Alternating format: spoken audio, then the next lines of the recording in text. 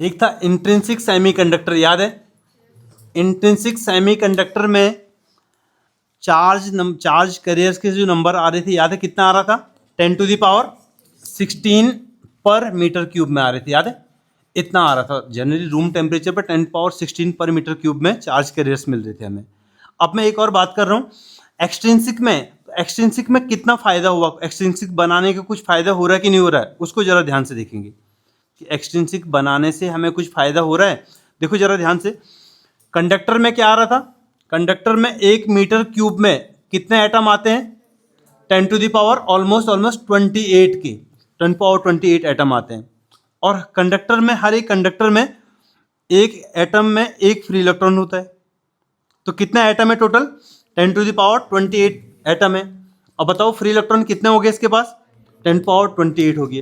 तो इतने conductor career, charge carrier हैं इसके पास में 1 मीटर क्यूब में ना। और सेमीकंडक्टर में, इंट्रिंसिक सेमीकंडक्टर में कितना आ रहे थे? प्योर में 10⁻16, बहुत कम नहीं है इसके रिस्पेक्ट में। इसके पास 10⁻28 है, इसके पास 10⁻16 है। तो हम अब चार्ज कैरियर्स के नंबर्स को थोड़ा सा बढ़ाना चाह रहे हैं। कितना बढ़ाएंगे?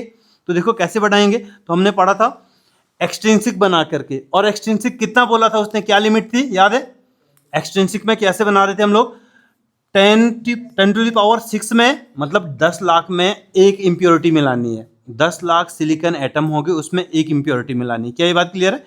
तो 10 लाख मतलब 10⁻6 एटम है सिलिकॉन के, उसमें एक इम्प्योरिटी मिलाई किसकी? फॉस्फोरस की। तो कितने इलेक्ट्रॉन दिए इसने एक्स्ट्रा, जो दे रहा था, जो डोनर लेवल में जा रहा था, याद है? 1 इलेक्ट्रॉन दे रहा था। तो देखो 1 इलेक्ट्रॉन मिल रहा था इससे। तो 10⁻6 एटम में 1 इलेक्ट्रॉन बढ़ रहा है कि नहीं बढ़ रहा है? तो मुझे बताओ एक एटम में कितना बढ़ेगा, यूनिटरी मेथड लगाओ। तो 10⁻6 यहाँ लिखा हुआ एटम, और यहाँ मिल रहा है 1 इलेक्ट्रॉन। मैंने बोला इसको 10⁻6 से बोथ साइड डिवाइड कर दो, तो बताओ इधर क्या बनेगा? 1 एटम मिल गया।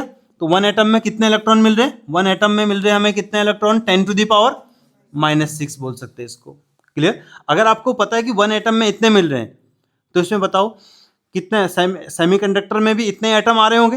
तो इतने एटम में 10⁻28 एटम में कितने इलेक्ट्रॉन्स बढ़े? जरा ध्यान से देखो तो कितने इलेक्ट्रॉन बढ़े? 10⁻28 अगर मैं बात करता हूँ, 1 में मिल रहा है इतना, 10⁻28 में कितना मिलेगा? तो इससे मल्टीप्लाई कर दूं मैं, तो कितना मिलेगा बताओ?